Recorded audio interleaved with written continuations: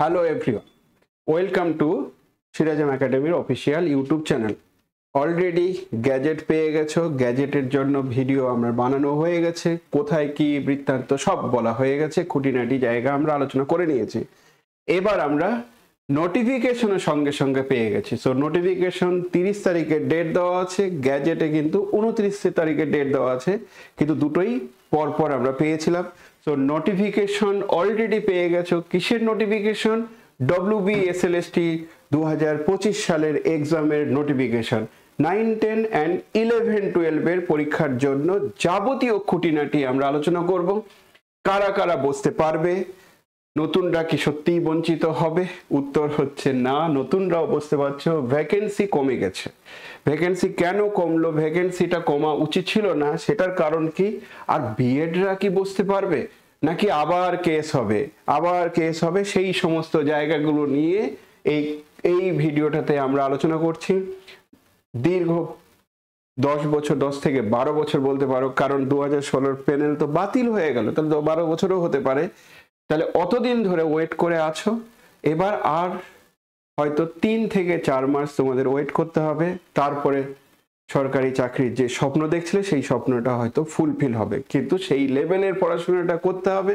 এই নোটিফিকেশনে কি বলতে চাইছে, কারা কারা যোগ্য, কারা কারা অযোগ্য, কারা কারা পারবে না, পরীক্ষায় বসতে পারবে না, তার খুঁটিনাটি আমরা আজকে আলোচনা করব। নোটিফিকেশন ওয়েবসাইট থেকেই পেয়েছি, নোটিফিকেশন ওয়েবসাইটেই দেওয়া আছে। আমি নোটিফিকেশনটা পুরোটা পড়লাম, পড়ার পর যেগুলো যেগুলো বলা উচিত সেগুলোকে হাইলাইট করে নিয়েছে অলরেডি। 30 তারিখের ডেট দিয়ে দেখো নোটিফিকেশন দেওয়া হয়েছে, যেখানে গ্যাজেটের ঠিক পরে পরেই নোটিফিকেশনটা দেওয়া হয়েছে। তার সঙ্গে সঙ্গে ভ্যাকেন্সি লিস্টটাও দিয়ে দিয়েছে, কত কি ভ্যাকেন্সি, সেইগুলো নিয়েও আস্তে আস্তে তোমাদের একটু আলোচনা করে দেব। আমরা যে নোটিফিকেশনের কথা বলছি সেই নোটিফিকেশনটা হচ্ছে second state level selection test assistant টিচারের জন্য। সেকেন্ড মানে ফার্স্ট হচ্ছে কোনটা? ফার্স্ট হচ্ছে 2016, যেটা প্যানেল বাতিল। তার মানে এটা ফার্স্ট হওয়া উচিত ছিল, কিন্তু এটা সেকেন্ড SLST বলা হচ্ছে। সো সেকেন্ড SLST ক্লাস 9, 10 আর তার সঙ্গে সঙ্গে যেটাকে সেকেন্ডারি এডুকেশন বলা হচ্ছে, সেকেন্ডারি 11, 12 মানে হায়ার সেকেন্ডারি। আর তার সঙ্গে সঙ্গে কেউ বলতে পারো যে আপার প্রাইমারিটা কি হলো? আপার প্রাইমারির নোটিফিকেশন আসেনি, কিন্তু আপার প্রাইমারির গ্যাজেট পাবলিশ করে দিয়েছে। অর্থাৎ গ্যাজেটে আমি আগের ভিডিওতে তোমাদের বলে দিয়েছিলাম, তো অর্থাৎ আপার প্রাইমারিও টেট পরীক্ষাটা আপকামিং হতে চলেছে। তো কার জন্য? 2025 সালে গভর্নমেন্ট এডেড আর স্পন্সর্ড যে স্কুলগুলো আছে, তার সঙ্গে হায়ার সেকেন্ডারি স্কুল যেগুলো আছে, সেই স্কুলের জন্য একটা নোটিফিকেশন বা বিজ্ঞপ্তি বেরিয়েছে। সেই বিজ্ঞপ্তিতে কি লেখা আছে, কোনগুলো জায়গা দরকার, সেই সব জায়গাগুলো আমি তোমাদের মার্ক করে রেখেছি। কারা কারা এলিজিবল, সমস্ত খুঁটিনাটি তথ্য আমি তোমাদেরকে এই ভিডিওতে দেব। সো কারা অ্যাপ্লাই করতে পারবে? অ্যাজ ইউজুয়াল এটা তোমরা সবাই জানো যে ইন্ডিয়ান সিটিজেন হতে হবে। ইন্ডিয়ান সিটিজেন হলে তার সঙ্গে সঙ্গে এলিজিবল ক্রাইটেরিয়া যদি তোমার স্যাটিসফাইড করে, তারা অ্যাপ্লাই করতে পারবে। সো অ্যাসিস্ট্যান্ট টিচার 9, 10, তার সঙ্গে সঙ্গে assistant teacher 11, 12 government aided sponsored and higher secondary school. Eligible candidate with the minimum qualification, যেটা বলা হচ্ছে 50% পেতে হবে গ্র্যাজুয়েশনে অথবা পোস্ট গ্র্যাজুয়েশনে, এই দুটোর মধ্যে যে কোনো একটাতে 50% এর বেশি পেতে হবে। যদিও রিজার্ভেশনের ক্ষেত্রে 5% একটা রিল্যাক্সেশন দেওয়া আছে, তো 50% এর বেশি যদি তুমি পাও, অর্থাৎ এলিজিবল ক্রাইটেরিয়াটা স্যাটিসফাই করলে অনলাইনে তুমি ফর্ম ফিল আপ করতে পারবে। অনলাইন ছাড়া অফলাইনে ফর্ম ফিল আপ করার কোনো প্রভিশন নেই, পরিষ্কার লেখা আছে only online form fill up করা যাবে, নো আদার মোড, অন্য কোথাও ফর্ম ফিল আপ করা যাবে না। অনলাইন ফর্ম ফিল আপ করার জন্য একটাই ওয়েবসাইট, সেটা হচ্ছে www.westbengalssc.com। অনেকে কি করে www. দিয়ে WBSSC করে, WBSSC কিন্তু আলাদা সাইট। তো westbengalssc.com সার্চ করতে হবে। এই ওয়েবসাইটটা হচ্ছে অফিসিয়াল ওয়েবসাইট, সেই ওয়েবসাইটে অনলাইনে অ্যাপ্লিকেশন করতে পারবে। এবার প্রশ্ন হচ্ছে যে অ্যাপ্লিকেশন করতে গেলে কারা কারা করবে, কারা কারা করতে পারবে, এলিজিবল ক্রাইটেরিয়াটা কি, সেগুলো নিয়ে আমি ডিটেলস আসছি। তার সঙ্গে সঙ্গে কতগুলো নোটিফিকেশনের কতগুলো জায়গা উল্লেখ করা আছে যেগুলো খুব দরকার, যে কি কি নর্মস ক্যান্ডিডেট বা কন্ডিশন কি কি, নর্মস গুলো কি কি। প্রথম হচ্ছে male candidate shall not eligible for appointed in a girls school. So girls স্কুলে মেল ক্যান্ডিডেট কিন্তু অ্যাপয়েন্টেড নিতে পারবে না। তার মানে গার্লস স্কুলের জন্য গার্লস ক্যান্ডিডেটই অর্থাৎ অ্যাসিস্ট্যান্ট মিস্ট্রেস ওনারাই শুধুমাত্র জয়েন করতে পারবেন। সো মেয়েদের ক্ষেত্রে একটা অ্যাডভান্টেজ আছে, কারণ মেয়েরা মেয়েদের ভ্যাকেন্সিতেও যেতে পারবে, আবার মেল ফিমেলের ভ্যাকেন্সিতেও যেতে পারবে। তার সঙ্গে চলে আসো স্কেল অফ পে। আমি আগেও বলেছিলাম স্কেল অফ পে জেনে কোনো লাভ নেই, কারণ স্কেল অফ পে জেনে তুমি কি করবে আলটিমেটলি, আগে চাকরি পাও। স্কেল অফ পে যথেষ্ট ভালো, এটা নিয়ে কোনো সন্দেহ নেই। এটা পরিষ্কার লেখা আছে as per the extended existence actually, যে স্টেট গভর্নমেন্টের এখন রোপা 19 অনুসারে যে স্যালারিটা পাচ্ছে, লেভেল 1 আর সেল 1 এর স্যালারি মানে বেসিক পে 35 এর মতো প্রায়। তার সঙ্গে সঙ্গে আদার্স অ্যালাউন্সেস আছে, তার মধ্যে আছে 18% ডিএ, 12% এইচআরএ অ্যান্ড এমএ হচ্ছে 500। এবার আরেকটা জিনিস খুব দরকার, সেটা হচ্ছে যে all application must submit his and her from carefully। কেন carefully submit করতে বলছে since after final submission of application from online no further rectification will be allowed। কোনো মতেই আর রেকটিফাই করা যাবে না, অর্থাৎ তুমি একবার সাবমিট করে নেওয়ার পর সেই ফর্ম আর কোনো মতেই রেকটিফাই করা যাবে না। সেই জন্য কেয়ারফুলি কশাসলি সাবমিট করতে হবে। তার সঙ্গে 4 নাম্বার পয়েন্টে কি বলা আছে, সেই 4 নাম্বার পয়েন্টটাও খুব দরকার। সেটা বলছে যে যখন অ্যাপ্লাই করবে, অর্থাৎ অ্যাপ্লিকেশন যখন ওপেন হবে 16 তারিখ থেকে, 16 জুন থেকে, সেই সময় দেখবে হাউ টু অ্যাপ্লাই বলে একটা অপশন থাকবে, how to apply or pay, অথবা তার সঙ্গে সঙ্গে আরো থাকবে শর্ট এফএকিউ মানে ফ্রিকুয়েন্টলি আস্ক কোশ্চেন, ওখানে সঙ্গে সঙ্গে থেকে যাবে, ঠিক যেন চ্যাট বক্সের মতো। তো ফ্রিকোয়েন্সি আস্ক কোশ্চেন করে তুমি প্রয়োজনে অনলাইনে সাবমিট করার জন্য টাইম নিয়ে এই সাবমিশনটা করো, কারণ রেকটিফাই করার সুযোগ নেই, কেয়ারফুলি করতে বলছে। তো যখন অনলাইনে এই প্রসেসটা শুরু হবে, ঠিক ওই সময় একটা উইন্ডো থাকবে যেটা হাউ টু অ্যাপ্লাই অথবা পে, আর তার সঙ্গে সঙ্গে ফ্রিকুয়েন্টলি আস্ক কোশ্চেন বলে অপশনগুলো থাকবে। 5 নম্বর পয়েন্টে বলা হচ্ছে incomplete and wrong application are liable to reject. So incomplete application reject করবে, রং অ্যাপ্লিকেশন রিজেক্ট করবে। সো খুব কশাসলি পুরো ব্যাপারটাকে ঘটাতে হবে। তুমি বলছো যে কেন, কারণ 10 বছর বাদে হচ্ছে, তোমার অ্যাপ্লিকেশন ঠিকঠাক করে করতে পারোনি, সেই কারণে রিজেক্ট হলো, তার থেকে দুঃখ আর কি হতে পারে। তো সেটা যেন কোনোদিন না হয় যে অ্যাডমিট কার্ডই ডাউনলোড করতে পারলাম না ডিউ টু রং সাবমিশন, সেটা যেন না হয়। সেই জন্য প্রয়োজনে নিজে পারছো না, অন্য কাউকে দিয়ে বা কারো হেল্প নিয়ে তুমি অনলাইনে অ্যাপ্লিকেশনটা সাবমিট করবে। নেক্সট যে point, candidate may refer rule নাম্বারগুলো আগে দেখে দিতে হবে। কেন, যখন তুমি সাবমিট করতে চাইছো আদার অ্যাপ্লিকেবল গাইডলাইনগুলোর জন্য রুল নাম্বার দেখতে বলছে, সেটা কিন্তু গ্যাজেটটা দেখতে বলছে। গ্যাজেট দিয়ে ডিটেলস ভিডিও আমরা আলোচনা করে নিয়েছি। এবার চলে আসি যে টাইম টেবিলগুলো প্রথম ভিডিওতে আমরা বলে দিয়েছিলাম, এক্স্যাক্টলি সেই সেম টাইম টেবিল আছে। মাননীয় মুখ্যমন্ত্রী যে ঘোষণা করেছিলেন সাংবাদিক সম্মেলনে, যা টাইম বলেছিলেন সেম টাইম টেবিল আছে। সেই টাইম টেবিলগুলোকে সুপ্রিম কোর্টের জাজমেন্ট অনুসারে চেঞ্জ হয়তো হবে না, যেটা আমরা দীর্ঘদিন ধরে টেন্টেটিভলি বলছিলাম যে সেপ্টেম্বর মাসেই পরীক্ষা হবে, সেটাও এখানে উল্লেখ করা আছে। Schedule dates for second SLST schedule ডেটের মধ্যে সাবমিশন অফ অনলাইন অ্যাপ্লিকেশন সেটা 16 জুন থেকে শুরু হচ্ছে, তা আবার 5 PM অর্থাৎ বিকেলবেলা। আর ক্লোজিং যেটা হচ্ছে সেটা হচ্ছে 14 জুলাই 5 PM, তার মানে সন্ধ্যার মধ্যে হয়ে যায়। একটা মিস্টেক অনেকে করে, সেটা আমারও একবার হয়েছিল। সেই মিস্টেকটা হচ্ছে 14 জুলাই মানে আমরা ভাবি যে 14 জুলাই রাত 12টা পর্যন্ত, না, রাত 12টা পর্যন্ত বলিনি, 5 PM। আর সত্যি সত্যি 5 PM এর পরে একদম ক্লোজড হয়ে যাবে। সো তার মধ্যেই পুরো প্রসিডিওরটা কমপ্লিট করতে হবে। তার সঙ্গে অনলাইনে যে পেমেন্ট করলে সেই পেমেন্ট করার জন্য last date of receive application, সেটার জন্য 12টা পর্যন্ত টাইম দিচ্ছে। সো পেমেন্ট করে পেমেন্টটা হয়তো একটু ডিলে হতে পারে, কিন্তু তার পেমেন্টের টাইমটাকে বাড়ানো হচ্ছে, কিন্তু অ্যাপ্লিকেশন তুমি 5টার পর থেকে আর করতেই পারবে না কোনো মতেই। Fee must be paid online. So আগে কি ছিল যে ব্যাংকে গিয়ে একটু জমা দিতে হবে, মানে সেটা ব্যাকডেটেড হয়ে গেছে। তো ব্যাকডেটেড নয়, বলছে যে অনলাইনেই পেমেন্ট করতে হবে। সমস্ত রকম অপশন দিয়ে দেবে, ইউপিআই দেবে, কার্ড দেবে, অনলাইন নেট ব্যাংকিং দেবে, সমস্ত অপশন দিয়ে দেবে। সো অনলাইনে পেমেন্ট করতে হবে, অনলাইনে পেমেন্ট করতে হবে।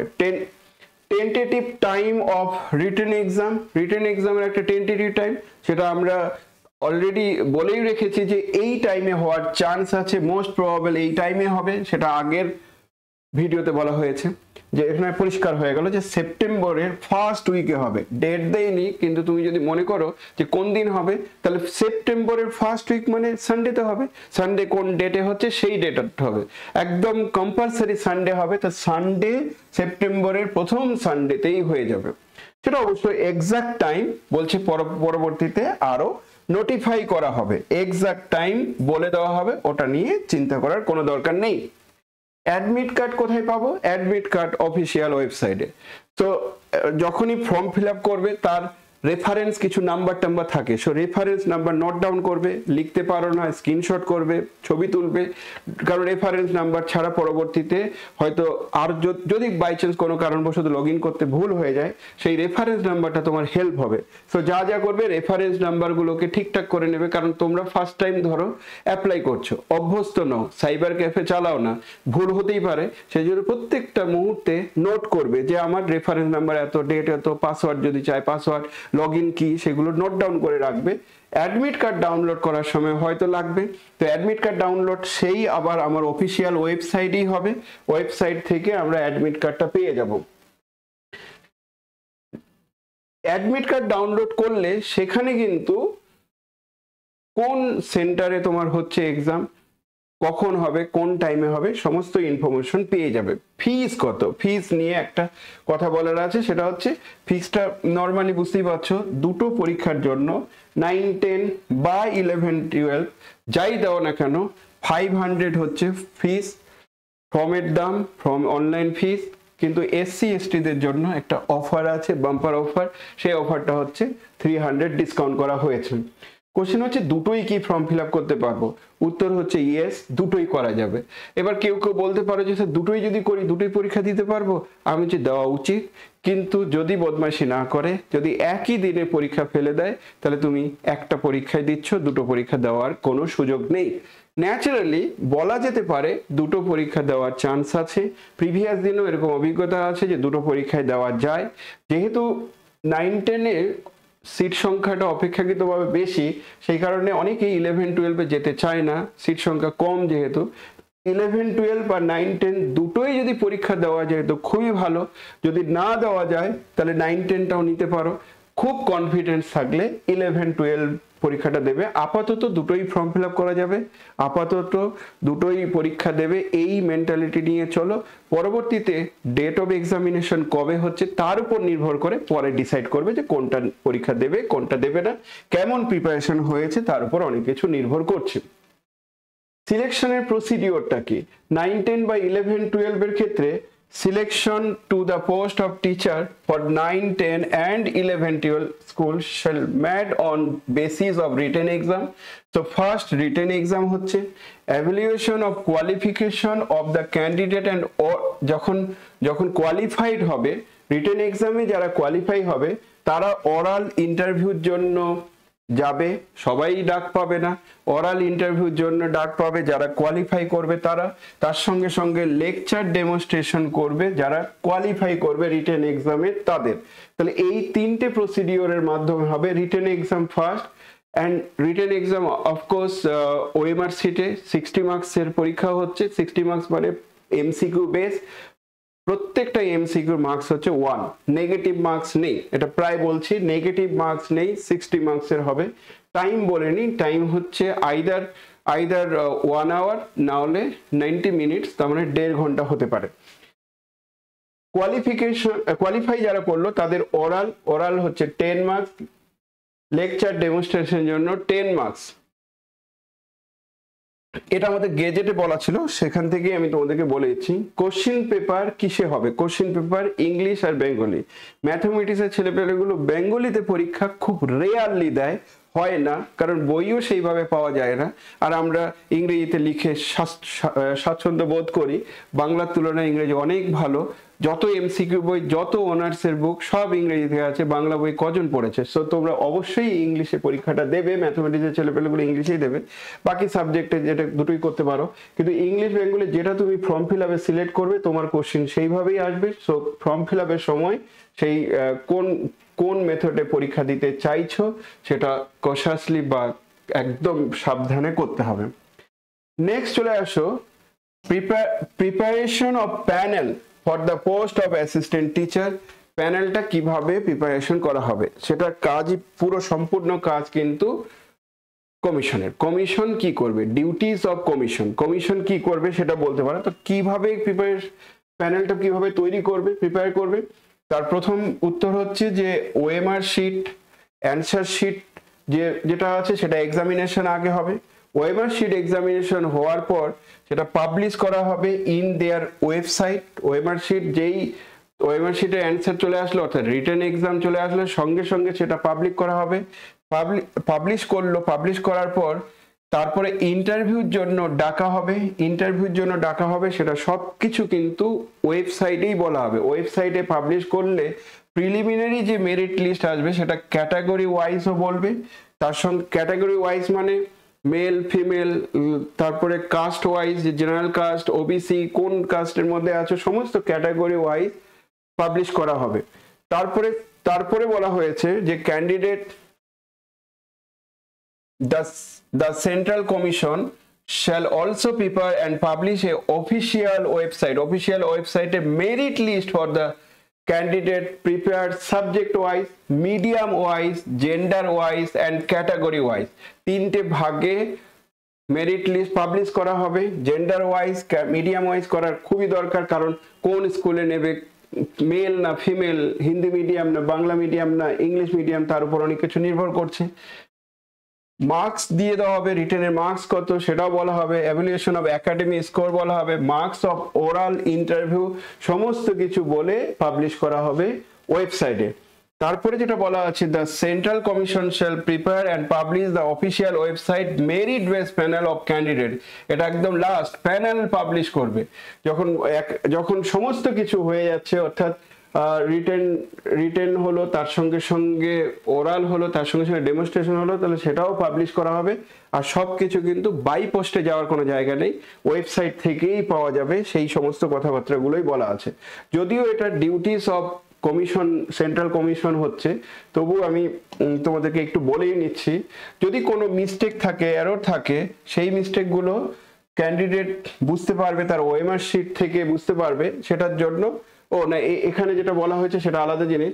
এটা বলছে যে ফর্ম ফিল আপ করার সময় বা পরীক্ষা দেওয়ার সময় বাই চান্স ওএমআর শিটে তোমার নামের ভুল আছে বা অন্য কোনো কিছু, রোল নাম্বার লিখতে ভুল করেছো, কোনো কিছু ভুল করতে পারো, তো ডাইরেক্ট বলছে কিচ্ছু দেখবে না, একদম রিজেক্ট করে দেবে। সো নাম ভুল থাকলে, রোল নাম্বার ভুল থাকলে, কোনো কিছু মিস্টেক যদি থাকে, তাহলে সেটা বলছে লায়াবল টু রিজেক্ট। এটার মানে হচ্ছে খুব সাবধানে ওএমআর শিটটা ফিল আপ করতে হবে, তারপরে তুমি পরীক্ষাটা দেবে। তো আগে থেকে ওএমআর শিটটা সুন্দর করে দেখে নেবে। এখন নেটে ওএমআর শিট সুন্দর করে পাওয়া যায়, সেখানে তুমি কিছু টেস্ট দেবে, যে টেস্টগুলো ওএমআর শিটে গোল গোল করে কিভাবে দেওয়া যায় সেটা প্র্যাকটিস করে নেবে, নাহলে কিন্তু চাপে পড়ে যাবে। যারা দীর্ঘদিন ধরে পরীক্ষা দিয়ে আসো তাদের কোনো সমস্যা নেই, কিন্তু যারা ফার্স্ট টাইম পরীক্ষা দেবে তারা ওএমআর শিট ফিল আপ করাটাও হয়তো বার্ডেন মনে হতে পারে পরীক্ষার হলে, কারণ একটা টেনশন কাজ করে। সেই টেনশন থেকে রিলিফ পেতে চাইলে অবশ্যই আগে একবার প্র্যাকটিস করে নেবে।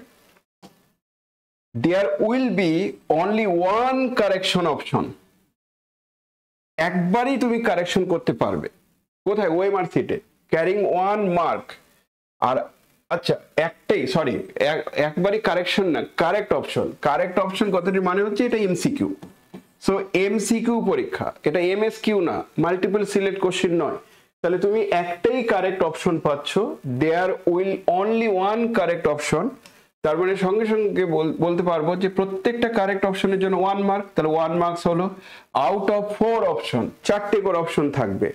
প্রোভাইডিং এভরি কোশ্চেন, এটার মানে কি?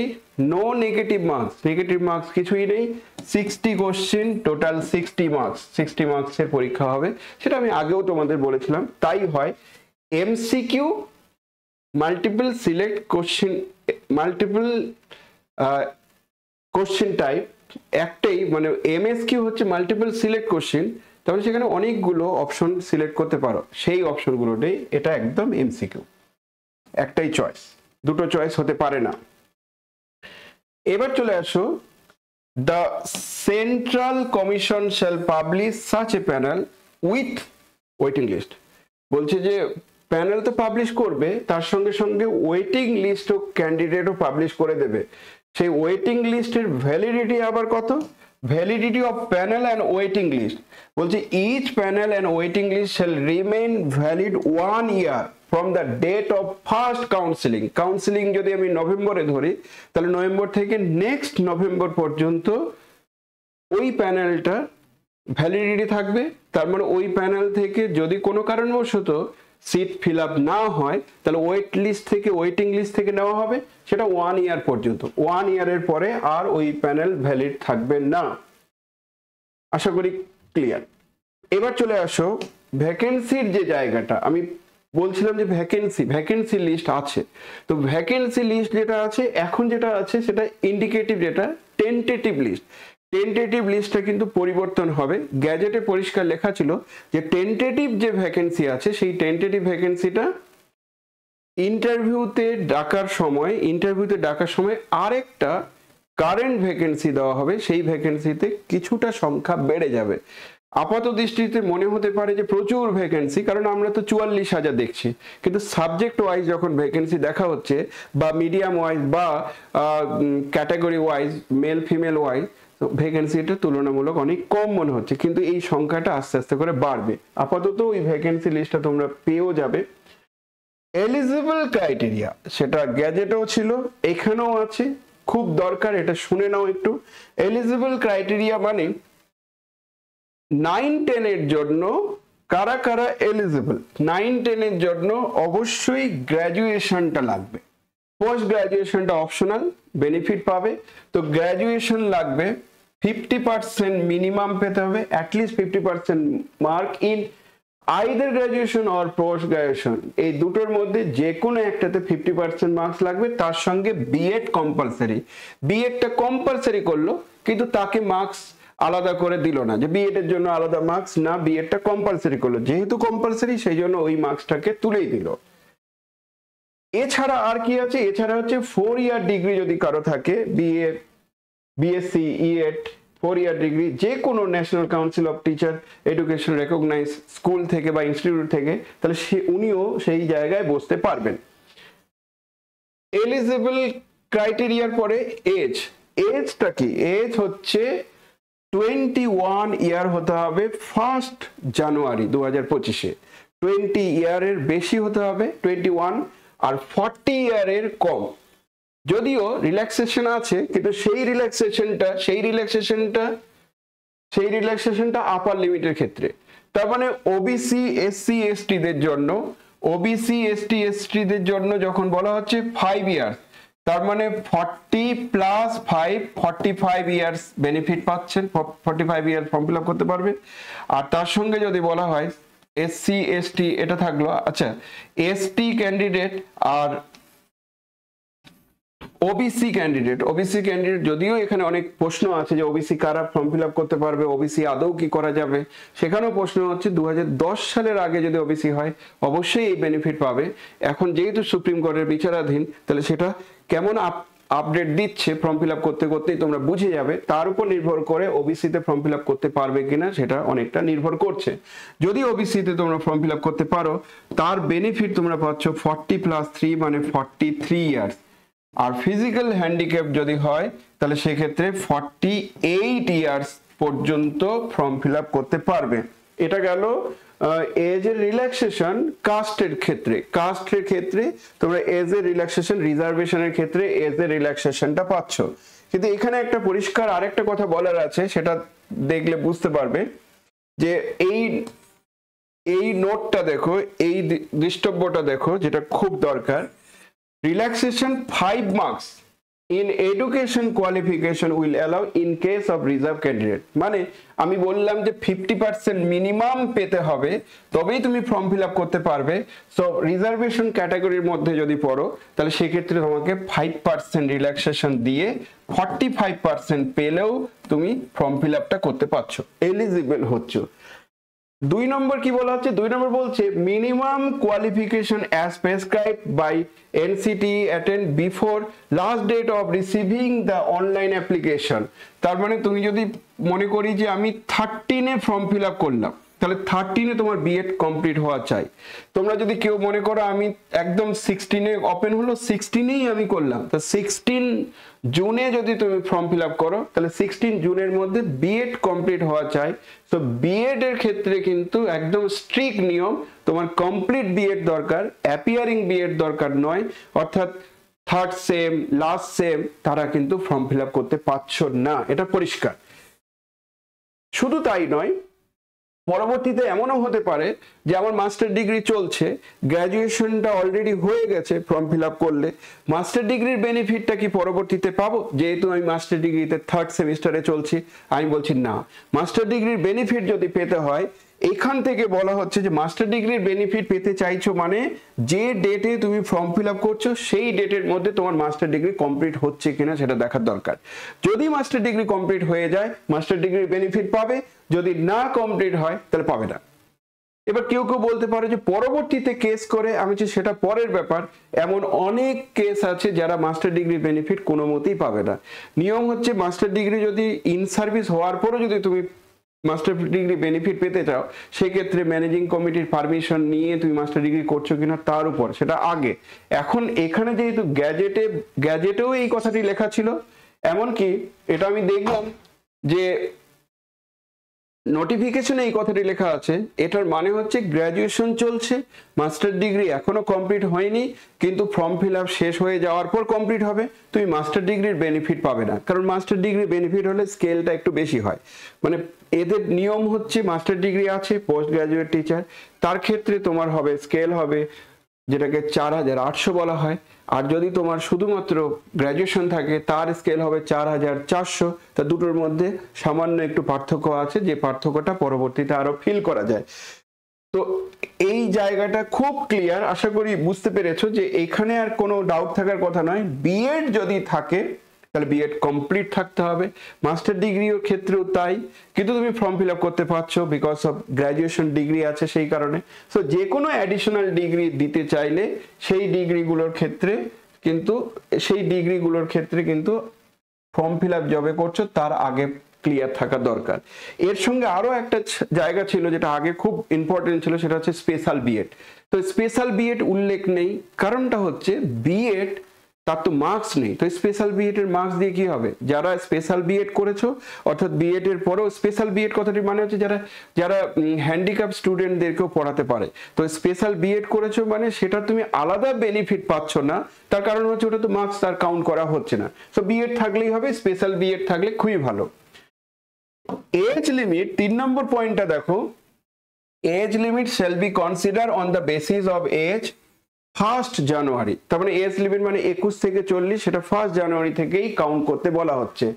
4 নম্বর পয়েন্টটা অনেকে হয়তো বুঝতে পারবে না, কনফিউজ যে এই পয়েন্টটা আলটিমেটলি কি বলতে চাইছে। এই পয়েন্টটা হচ্ছে সুপ্রিম কোর্টের 2016 প্যানেল যে বাতিল হয়েছে তার রিলেটেড।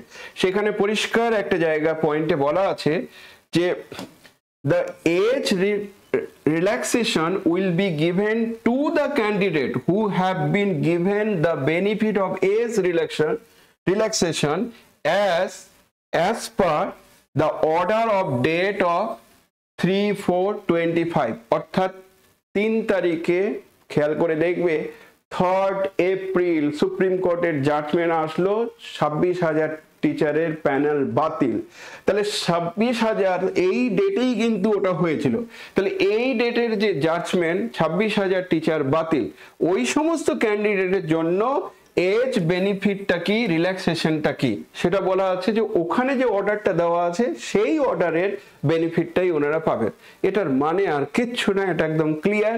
এটা বলতেই চাইছে যে যে সমস্ত স্যার ম্যাডাম 2016 সালের প্যানেলে ছিলেন তাদের এজ 50 হলেও বসতে পারবেন, 60 হলেও বসতে পারবেন। 60 হলে আর বসবে কি করে?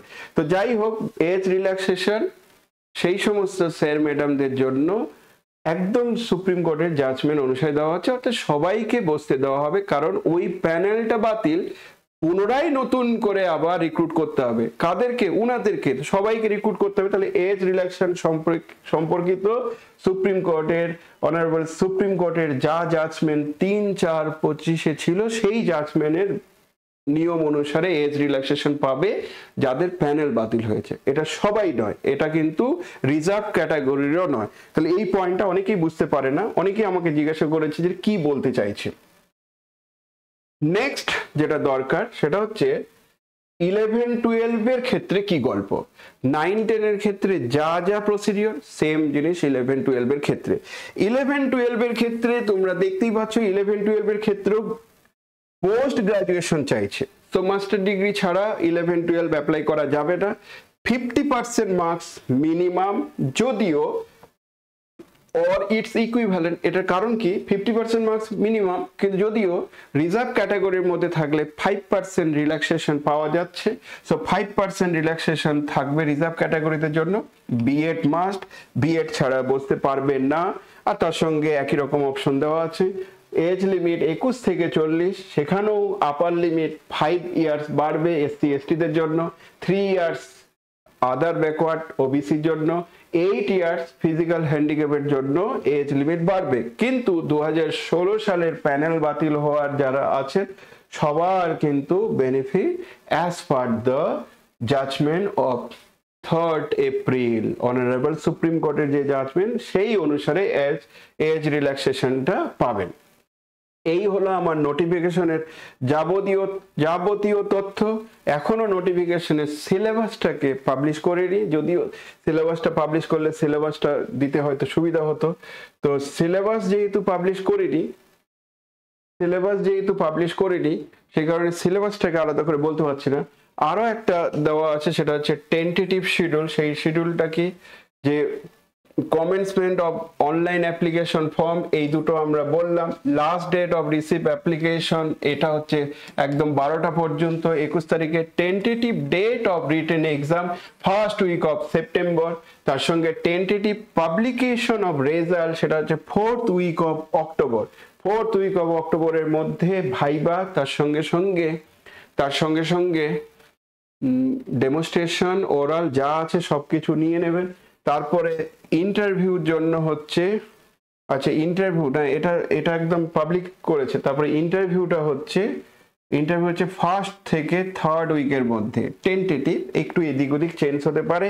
আর পাবলিকেশন অফ প্যানেল যেভাবে দেওয়া আছে, যেন সুপ্রিম কোর্টের সমস্ত কিছু যেন একদম বললো পাই বাই পাই মেনে চলছে। এরকম যদি সবকিছু মেনে থাকতো তাহলে তো 2016 থেকে 2025 পর্যন্ত এতটা ওয়েট করতে হতো না। প্রচুর ক্যান্ডিডেট ছিল যারা হয়তো হালে ছেড়ে দিয়েছিল যে এই লাইনে আর যাবই না স্যার। অনেকে আমাকে বলতো যে এই লাইনে আর যাব না, আমি সিজিএল এর জন্য প্রিপারেশন নেব। আমি হয়তো কেউ এই লাইনে যাব না, সে হয়তো বিসিএস এর প্রিপারেশন নিচ্ছে, সে দেখা গেল যে ইউপিএসসির জন্য প্রিপারেশন নিচ্ছে, সে দেখা গেল বিজনেস শুরু করে দিয়েছে, সে দেখা গেল ইউটিউবের বিজনেস শুরু করে দিয়েছে, অনেক কিছু শুরু করে দিয়েছে। মানে সেই সমস্ত ছেলেপেলেগুলো শেষই হয়ে গেল। কেউ এমনও ছিল 2016 সালেই পাশ করেছে, বিএড ছিল না, পরীক্ষায় বসতে পারিনি।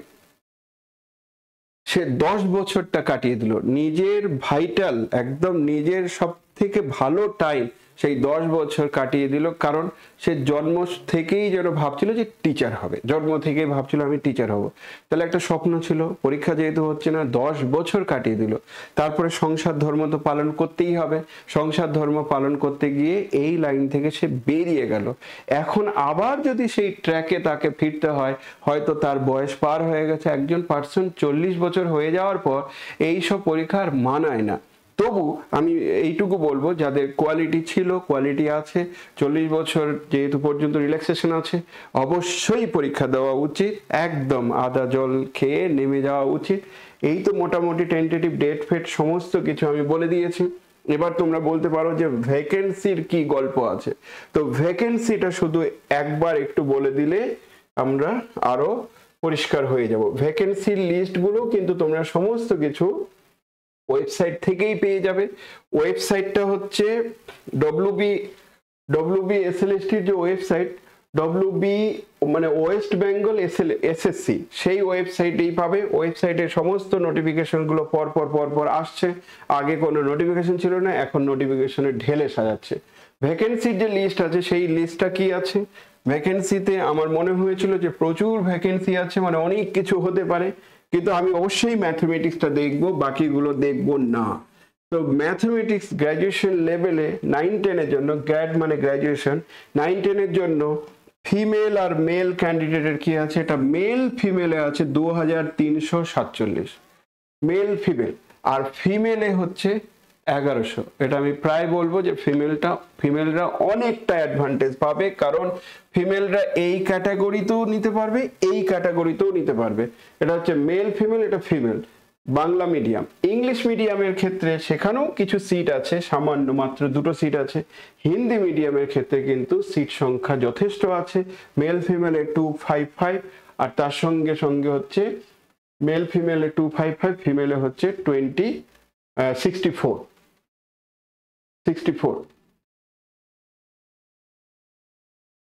ইংলিশ মিডিয়ামের ক্ষেত্রে এটা ছিল, আর হিন্দি মিডিয়ামের ক্ষেত্রে এই। আরেকটা দেখতে পাচ্ছি সেটা হচ্ছে নেপালি মিডিয়াম, সেখানেও আছে, নেপালি মিডিয়ামের ক্ষেত্রেও আছে দেখতে পাচ্ছি মেল ফিমেল 14।